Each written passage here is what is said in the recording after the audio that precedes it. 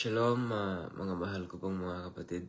Ako po ay nagkaroon po ng panaginip. Ngayon lang po, nagising po ako halos sa 4:30 po ng madaling araw. Ngayon po ay 4:42 ng umaga po ngayon. At first time ko pong mag-live po ngayon kasi nanaginip po ako, mga mahal ko pong mga kapatid. Ang panaginip ko po, meron pong nagsosonda ng tubig. Ang nagsosonda po yung pamangkin ko dyan sa Pilipinas. Yung pamangkin ko po, si Villamor, tsaka yung mga kasama niya. Ngayon, meron pong katabing para siyang swimming pool na ilog, parang ganun siya. Hindi ko ma-describe eh. Para siyang swimming pool, pero parang ilog din, parang ganun. Dahil ngayon, nung una, yung swimming pool na yon, malinis. Ang daming taong naliligo. Ang daming pong taong naliligo. Yan, nandun lahat. Pati si daddy, si mami, yung mga anak ko, yung asawa ko. Tapos ang daming tao, naliligo sila. Kahit ako naliligo din actually. Nagsuswimming din po ako. Ngayon, una malinis yung tubig. Napakalinis yung tubig. May mga dahon, pero dahon na kulay green. Nung una. Tapos nung katagalan, pati nga si Ate Eva eh. Pati si Ate Eva. Dito po sa Canada, si Ate Eva. Na nasa panaginip ko rin. Ngayon, nung katagalan, dumumi yung tubig. Dumumi siya. Sa Pilipinas po ito, hindi po sa ibang bansa kaya nagtatagalog po ako. Ngayon, nung tumagal, parang dumudumi yung tubig. Alam mo yun, dahil sa madaming taong naliligo, yung tubig dumumi. Para siyang nagiging, alam niyo yung black water. Tatlo kasing uri ng tubig eh. Black water, gray water, at saka white water. Yan. Ngayon, nagiging black water siya, hindi na siya pwedeng mainom, parang ganun. Tsaka hindi na siya pwedeng paliguan. Sobrang, parang dumudumi na. Ngayon, ang ginawa ko, maliligo ulit ako. Tapos pupunta ako dun sa medyo malalim, kasi marunong naman pa akong lumangoy. Pero ang daming tao talaga. Tapos nakita ko itong si Sheila, yung asawa nung inaanak ko. Si Jeffrey Morales. Yung asawa niya, si Sheila, nagbobomba ng tubig doon sa bagong deep well na ginawa ng pamangkin ko, si Villamor. Yan, si Villamor doktor sa panaginip ko. Parang namatay yung binobomba niya, nawalan ng tubig. Pero binubuhusan niya ng tubig. Eh syempre, ako nakita ko siya doon. Ngayon, sinabi ko sa kanya, hindi mo mabuhay, sabi ko. Kasi ako magbubuhay niyan, kako. So habang binobomba niya, nilalagyan ko ng tubig. Tapos, nung katagalan, mga segundo lang naman, halos 1 minuto lang siguro, kaya sabihin na natin 2 minuto. Nung nilagyan ko ng tubig, tapos tinakpang ko yung, basta may paraan kasi para palabasin yung tubig eh. So tinakpang ko yung 2 bunganga, yung labasan at saka yung hingahan. Lumabas yung tubig. Ang daming tubig. Alinis talaga, parang alkaline, parang ganon. Ngayon, sabi ko kay Sheila, ako na ang magbomba ka kasi alam mo naman yung asawa ni Jeffrey, talagang payat eh. Sabi ko, ako na magbomba. Tapos meron isang babae na parang pumipigil, parang ganon. Ayaw umalis dun sa... Pero hindi si Sheila yun. Meron isang babae dun, kaklase ko pa. Meron isang babae dun, pero hindi ko sasabihin na yung pangalan. Kasi ang sinisimbolize dun parang mangkukulam eh, parang ganun eh. Ako nang magbomba ka ako para mapuno yung... Punuin muna natin yung tubig na yun, yung alam mo pinaglalagyan ng tubig. Punuin muna natin yan kako. So ngayon, meron isang babae doon, kaklase ko, kakilala ko. So meron isang babae doon, parang pinipigilan niya, ayaw niyang bombahin ko. Parang gano'n. Pero ang ginawa ko, pinilit ko siyang umalis dun sa lugar. Pero with respect din naman, kaya lang, medyo may firm ng konti para umalis. Pero tumabi. So nung tumabi siya, yung binombahan ko na. Binombahan ko na ganyan. So nagkaroon ng bomba, nagkaroon ng tubig, napuno yung kuwan. Pero ang daming tubig na lumabas. Halos 3 yun eh. Bali, 4 kami dun sa bomba eh. Yung isa, hindi ko kilala. Hindi ko kilala yung isa. Tapos si Sheila, tapos yung kaklase ko, tapos ako. Ako nagbobomba ng tubig. So lumabas yung tubig na malinis. Tapos nagising na ako. So ito nga, kagigising ko lang. So kain lang po yun, mga mahal ko pong mga kapatid. Ngayon, ini-imagine ko, kasi kapag kakasin tubig ang pinag-uusapan, bali salita ng Diyos yan. Hindi ko alam kung mayroong problema doon sa simbahan o wala. Kasi ang sinisimbolize kasi niyan, general din kasi. Kasi kung tignan lang kayo sinari, swimming pool siya na parang ilog, parang ganon. So una, swimming pool, ang daming mga naliligo. Malinis yung tubig eh, ang daming naliligo. Isa na ako doon actually. Nililigo ako doon. Kasama ko yung anak ko, yung lalaki. Kasi swimmer din yun eh, tinuruan ko lumangoy yun eh. So nandun yung asawa ko, mga anak ko, sina dada tsaka si mami, tapos napakadaming tao na halos kilala ko din kahit paano. Pagkatapos, nung katagalan, parang dumami yung tao. Napakadaming tao. Ang dami. Hindi ko mapigil, baka libo-libo siguro yun eh. Hindi ko luwang ng... Yung swimming pool dumami, parang naging ilog yung style niya. Ngayon, sa dami ng tao, yung ilog, dumudumi. Parang ganon. Dati malinis, ngayong madumi na. So, paano ka maliligo nun? Di ba? Nasubukan niyo ba bang naligo sa palaisdaan? Di ba madumi? Yan. Naliligo ako doon ng ganun noon. May mga tayo pang nga ng kwan eh. Tayo ng kalabaw eh. Di ba? Pag napapaligo sila ng kalabaw. Naliligo ako. Si Kuya Rico nung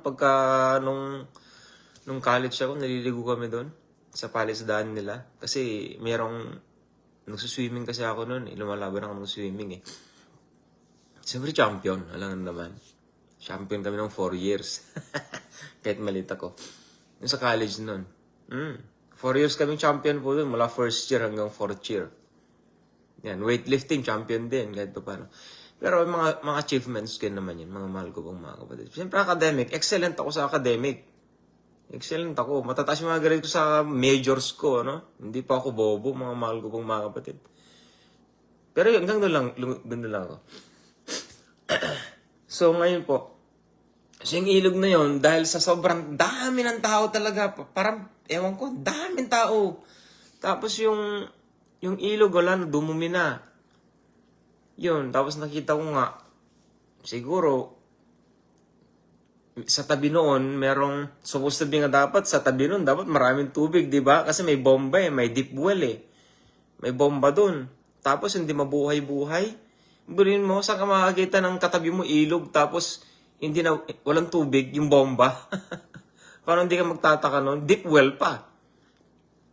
Ang pinagtatakahan ko, deep well pa. Kaya nung nakita ko yung asawa ni Jeffrey, sabi ko, buhayin ko yan kako. Nabuhay ko, mga mahal ko pong mga kapatid, nabuhay ko yung bomba. Ang daming tubig. Nung nabuhay ko yung bomba, ang daming tubig, napakalinis. Pwedeng inumin, alkaline talaga. Tapos, yun na naman, ito na naman ang problema ko pagka nananaginap ako ng ganun. Ang ibig sabihin nun, mga mahal ko pong mga kapatid, maraming naghahanap ng salita ng Diyos, pero madudumi ang itinuturo nila. Madudumi. Maraming pastor ang nagtuturo ng salita ng Diyos, pero madudumi ang tinuturo nila. Halos hindi pwedeng paliguan. Una, malinis eh. Malinis una. Malinis talaga. Tapos, nung katagalan, wala na, dumumi na. Yung swimming pool, naging ilog. Ilog talaga oh. Pumunta ako doon sa medyo malayo. Kasi medyo malalim doon eh. Kasi tinawag ko pa nga yung anak ko. Anak ko, sabi ko, ligo tayo. Doon, sa Mandaron ka ako yung malinis doon. Kasi nasisinaga mo talaga malinis eh. Swimming pool naging ilog. Swimming pool, malinis pa siya. Tapos nung katagalan, dumumi. Kaya sabi ko, ligo tayo doon ako. Sa banda doon, medyo malalim. Sumisid tayo kako. Tapos sabi ng anak ko, ayaw ko daddy. Sabi, bakit? Daming tao. Parang may mga swimmers pa, parang ganun. May mga swimmers pa doon sa panaginip ko. Ibig sabihin ng mga swimmers, yung mga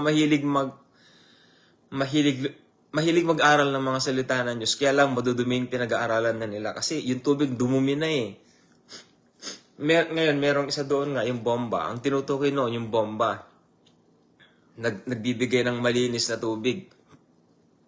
Pero yung lalagyanan doon, kasi sa lugar kasi namin, kapag merong bombang namamatay, merong parang reserve na tubig doon. Ngayon, yung reserve na tubig doon, parang kulang na lang yung mga 3 tabo na lang siguro mawawala na yung tubig. Alam mo yun, tas di mo alam kung saan makahanapin yung tubig na malinis. Sinisipon pa ako eh. Kagigising ko po kasi. Kaya ito, 4:53 na po. Ng madaling araw. Ng umaga. First time ko nga lang po magising ng umaga eh. Kasi nga nanaginip po ako. Ngayon lang. Kaninang 4:30. Nagising po ako 4:30. Siguro nanaginip ako mga alas 3 siguro ng madaling araw. Alam mo naman. So, ang nangyari, yun nga po. Nakita ko yung si Sheila, nagbobomba. Kapait ni Sheila, yung asawa ni Jeffrey. Jeffrey Morales. Yung asawa niya, din nakita nyo? Payat yun, yung asawa niya. Nabobomba siya. Sabi ko sa kanya, sige, bubuhayin ko yan. So, sa awa ng Diyos, yung siguro mga 2 beses lang siguro natabo. Mas malit ng konti rito yung tabo eh.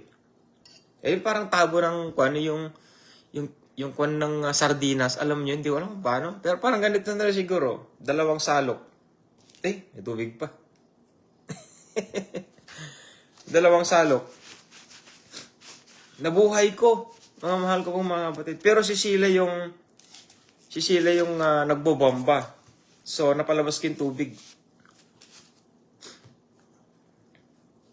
Napalabas ko po yung tubig. So, nung napalabas ko po yung tubig, yun, meron ng gugulo. Meron isang babae doon na nakatayo lang. Which yun, ang tinutukin nun, humahad lang. Pero wala siyang magawa kasi salita ng Diyos yun. Hindi niya pwedeng hadlakan ng salita ng Diyos eh. So, nung tinatabi ko yung babae, hawak pa nga niya yung bomba eh. Hinahawak pa niya eh. So, hinawakan ko ganun, medyo firm ng konti. Pero, siyempre, lalaki ako eh. Kahit magsuntukan pa kami doon sa panaginip ko. Siyempre, si Satan yun, di ba? Kaaway yun, di ba? Kahit na magsuntukan pa kami, palabas ko lang yung tubig na yun eh. So, sa awa ng Diyos naman, tumabi-tabi yung babae na yun. Yung kaklase ko pa man din yun. Pero, di ko naman susuntigin, siyempre. Sa panaginip ko tumabi, yung binombahan ko ng binombahan. Lumabas yung tubig. Nung paglalabas ng tubig, mga mahal ko pong mga kapatid, malinis, hindi siya madumi. Nung lumabas yung tubig, alkaline, malinis. Talagang pwede mong inumin. Ganun kalinis yung nasa panaginip ko. Magkakabomba ko. Pagkatapos, nung lumabas na yung tubig, nawala na po ako sa panaginip. Nag-washroom ako. Tapos, para hindi ko makalimutan, ginawa ko yung cellphone ko, bumaba ako. Kaya ito po, nag-online po ako. Balang ginagawa ko lang po mga mahal ko pong mga documentation lang po ito. For documentation lang. Kasi after 30 days, mabubura din to eh. Kaya isi-save ko siya. Yan, nakalagay, June 3rd. June 3rd, 2026, 4:30 a.m. Nakalagay po. Shalom, Mother Pastor Sohail. I had a dream just this very moment. But I will not explain it. It's not for you. It's not for international. It is for the Philippines, my countrymen. But I'll be sharing that in English one time. I don't know, maybe tonight or whatever. So, mga mahal ko pong mga kapatid. So, yun pang napanaginipan ko. Maraming naghahanap ng salita ng Diyos diyan sa bansang Pilipinas. Pero hindi sila nakakahanap ng malinis na tubig para paliguan. Di ba ang salita ng Diyos like a river of water? Ang salita ng Diyos. Hindi po sila nakakahanap ng malinis na tubig. At hindi lang po yon. Una, malinis ang tubig. Nung tumagal na po, madumi na. Dumudumi mula nung parang nagiging malapot na. Alam niyo po, nagiging malapot. Parang punong-puno na po ng ewan ko, mga kibal, mga... Alam niyo po kapag naliligo tayo, dati kibal-kibal na pa. Alam niyo may mga... Di ba pagka... ewan ko, pag nagkukuskus na ng katawan mo, di ba? Lalo kapag kasisikat ng araw, tapos yung mga usok, mga dumi, na pupunta sa katawan, di ba? Tapos maliligo ka, tapos magkakaroon ng kulay yung tubig, di ba? Parang ganun ang nangyayari, yun ang dahilan kung bakit dumudumi mismo yung ilog na napanaginipan ko. Siguro dahil sa sobrang dami ng tao. Yan. Para, syempre, wala silang mahanap na tubig eh. Kasi iinom yung mga yan, di ba? Iinom sila. Possible na maliligo din. Kasi nga, pagka maduming pinagliguan mo, alam ka naman, uuwi ka pa doon sa bahay niyo para maligo kung mayroon namang bomba doon, di ba? Sa awa ng Diyos naman, mayroon namang malinis na tubig. Pwede nilang pagliguan yun. Tako-tako ng tubig. O kaya, pag inuman nila, pwede silang uminom doon. Kasi kung naman yun, yung tubig na yun, for free. For free naman po yun. So, yun lang po ang napanaginipan ko po, mga mahal ko pong mga kapatid. Ngayon, sa panaginip ko, parang ako lang yung pwedeng magturo ng malinis na tubig. Parang ako lang po ang pwedeng magpalabas ng malinis na tubig. Katulad ng napanaginipan ng isang pastor. Yung pastor na yon, hindi siya dati pastor. Actually, siya ang nagbigay sa akin nito. At saka yung mga kasama namin nun sa music team. Itong Bible na ginagamit ko, sila ang nagregalo sa akin nito. Yung pastor na yun. Pastor na siya ngayon eh. Pastor na yun, nung nagbigay sa akin yan. Dati hindi pa siya pastor nun. Musician siya dati. Hanggang ngayon, musician ba rin, syempre. Musician kami. Ngayon, siya rin ang nakapanaginip sa akin nun. Brother James, sabi niya ganyan, hindi ko ito sinabi kay pastor o someone, sabi niya ganyan. Hindi ko sinabi sa iyo ko lang sasabihin to, sabi niya ganyan. Meron akong nakita isang gym, sabi niya ganyan, napakadaming tao. Yung iba tumatayo na dahil wala na silang mapag-upuan eh. Tumatayo na, sabi niya ganyan. Tapos mayroon nagtuturo sa gitna, sabi niya ganyan. Alam mo kapatid, kung sino yung nakita ko doon, sabi niya, ikaw. Ikaw ang nakita ko, sabi niya ganyan. Tapos siya rin yung nakapanaginip ulit sa akin. Siya rin, palaginipin yun eh. Hindi ako nananaginip. Siya. Yung iba panaginip ko, yung iba siya. Ngayon, siya naman, nanaginip siya, nakita daw niya ako naliligo sa mismong falls. Ano yung waterfalls? Alam mo, parang Sierra Madre ang dating. Di ba napakalakas ang tubig doon? Parang ganun. Parang naliligo daw pa ako sa ganun. Alam mo, brother, sabi niya, naliligo ka sa falls. Alam mo yung bagsak ng tubig, sabi niya, napakadami. Pero hindi ka nasasaktan, sabi niya ganun. Parang doon lang ako sa ilalim, naliligo. Imagine nyo na lang yun. Paano nangyari? Kabigat ang tubig, di ba? Isang patak nga lang ng tubig mula sa napakataas. Ang sakit-sakit na nun eh. Tama po? Pero yun, falls talaga. Naliligo daw po ako sa falls. Ganun. Pero siya, sabi, pero ako kapatid, nakita ko yung panaginip ko, sabi niya ganun. Alam mo yung parang tud. Parang yung patak, yun, parang patak lang, sabi niya ganun. Parang patak lang. Patak lang ng tubig. Nandun din siya, falls din siya. Pero sa panaginip niya, hindi katulad ko nung nakita niya na napakadaming tubig. Siya patak lang ng tubig ang nararanasan niya sa panaginip niya. Yun ang mga kwento niya sa akin. At siya din yung kapatid na nag-anoint sa akin sa panaginip ko. Nung hiniram niya yung anointing kay yung isang kapatid. Siya rin. Meron pa siyang bag. Kaya lang ang ginawa niya, nung sabi niya, ang tawag niya, doon sa kapatid na yun. Papa, sabi niya. Papa, pwede kong hiramin yan, sabi niya gano'n eh, sa panaginip. Yung anointing yun. Pero tapos na yung impartation sa akin nun. Tapos na. O sige, sabi niya, so hiniram niya. Ngayon, nung nasa kanya yung anointing, niloko niya ako eh, ginaganong-ganon niyo.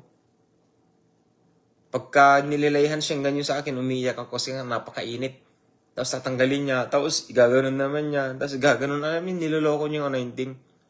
Ganun ang nangyari sa panaginip ko. Tapos yung panaginip ko nun nawala na. Ngayon, salita ng Diyos na naman, mga mahal ko pong mga kapatid. Dyan sa Pilipinas, kaya nga po nagtatagalog po ako eh. Yan ang problema ngayon sa bansang Pilipinas ngayon. Marami naghahanap ng malinis na tubig. Pero wala pa silang dumudumi yung tubig. Una malinis tapos dumudumi. Paulit-ulit ako eh. Mga mahal ko pong mga kapatid,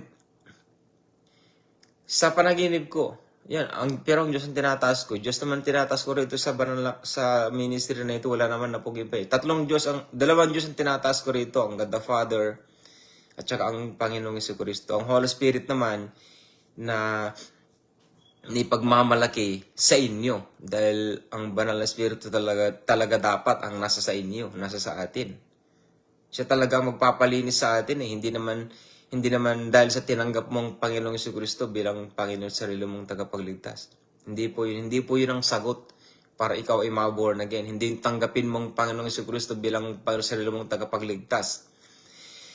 Ang pagtanggap sa Panginoong Jesucristo bilang Panginoon sa sarili mong tagapagligtas, malilinisan ka lang. Ililinisan ka ng dugo ng Panginoong Jesucristo eh. Yun lang eh. Yun lang yun ang magagawa. Kapag ka nanampalataya ka sa Panginoong Jesucristo, lilinisan ka niya. Yan, ang kailangan po natin, banal na Espiritu ng Diyos. Siya magpapabanal sa atin.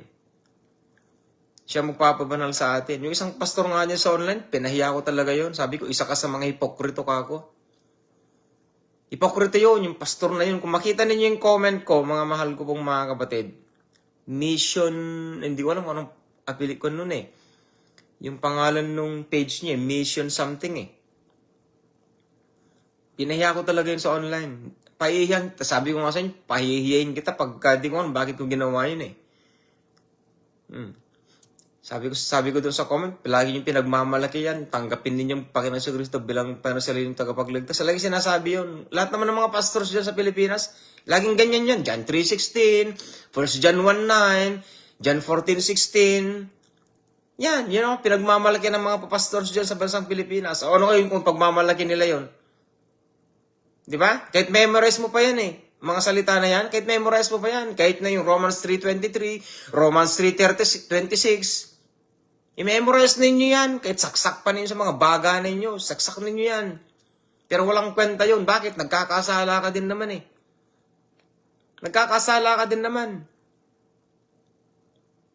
Napakadaming tao. Naliligo. Swimming pool, naging ilog. Pambihira sabi ko, meron bang swimming pool na naging ilog? Tapos nung naging ilog na doon na dumi. Napakadumi. Pero ang dami pa rin naliligo. Isa na ako doon. Naliligo ako. Una, malinis. Tapos naging madumi. Anong kailangan natin? Malinis na tubig. Na pwedeng inumin, na pwedeng pagliguan. Diba? O ano yun? Salita ng Diyos.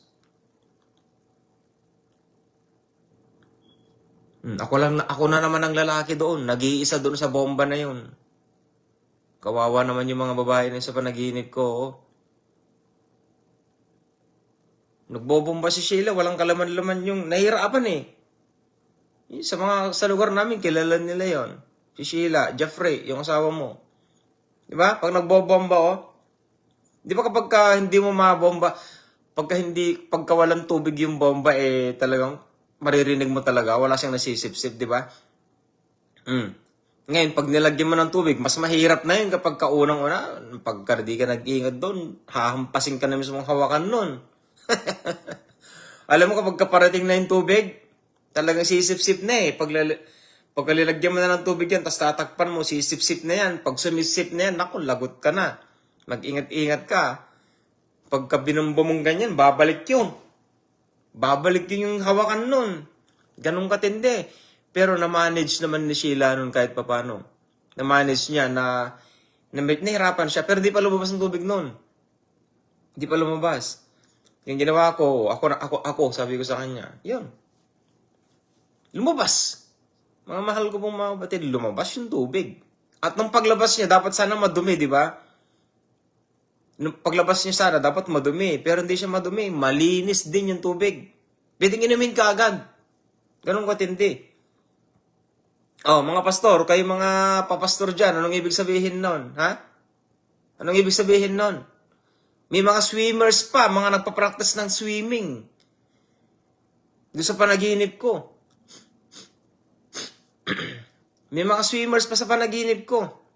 Nagsuswimming sila. Sabi nga nung anak ko, ang daming tao, daddy, sabi niya eh. Nung niyaya ko siya eh, kasi sinabi niya ang daming tao, daddy, yung mga nandun yung iba, swimmer.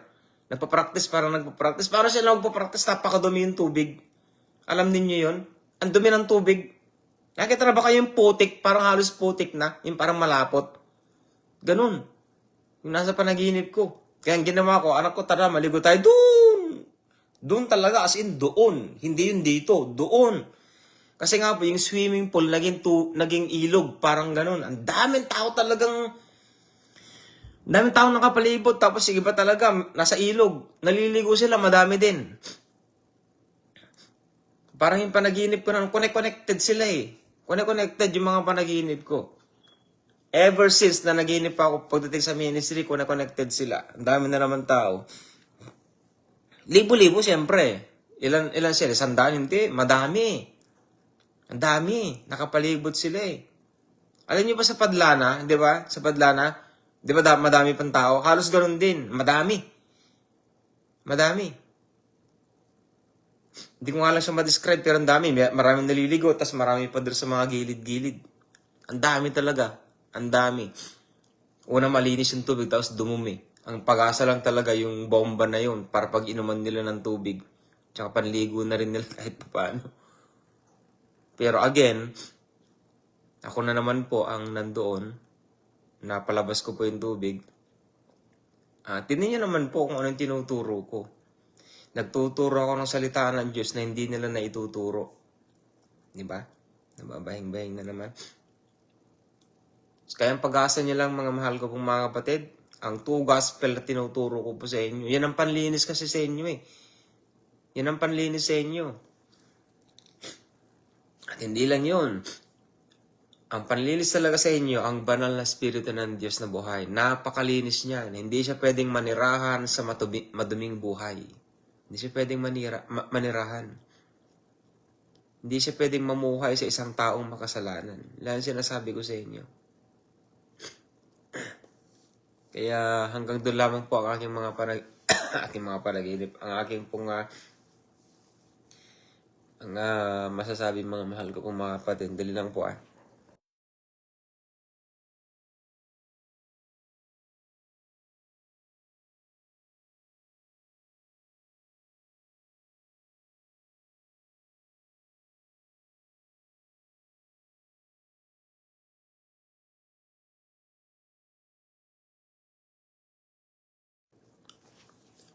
So, manalangin po tayo. Pastor Shell, let us pray, my dear pastor. Yeah, I know you're the only one awake right now. I'm gonna go back to sleep. I'm gonna share the dream later, but not now. I'm still sleepy, my dear Pastor Sohail. Yeah, I have a dream, good news and bad news, and I'll be sharing that later, my dear Pastor Sohail. Our dear Father in heavens above, you are so grateful. We are so grateful, and you are so grateful also because we are your people who are eagerly searching your holy words, my dear Father. You're looking for people, a generation of people who are seeking you with all of their hearts, my God Father. So here we are, my dear Father, especially our brethren in Pakistan and the church in the Philippines, with Sister Shin and Pastor Joven, and some probably, I don't know who they are, my God Father, those who are learning your two gospel ministries, because I don't know them. They don't tell me that I'm learning, Brother James, I'm learning the two gospel with you. They're not telling me that. But it doesn't matter, Lord. Who cares?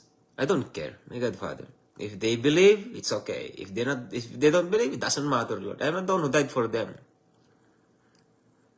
If they believe in the two gospel ministry, they will support the two gospel ministry or the remnant ministry. If not, it's okay. It doesn't matter. I'm not be bothered. I'm not careless.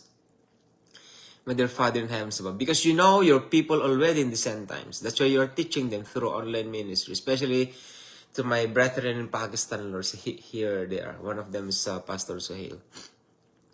My God Father. God bless them to all pastors and ministers in Pakistan, our dear Father, especially Brother Intizar and all of the brethren out there. May God, Father, and also in the Philippines, Lord, your church in the Philippines, thank you for blessing them. And Lord, we give you the glory and honor always. God, thank you for the hedge of protection. And thank you, Father God, for guiding us through your words, may God, Father, in the end times. In Jesus Christ's mighty name I pray, amen. I cannot play. I have cold, my dears. So that's all I can say, my dears. I'll be back to sleep, my dear brothers, and God Jesus Christ bless you. Amen and amen.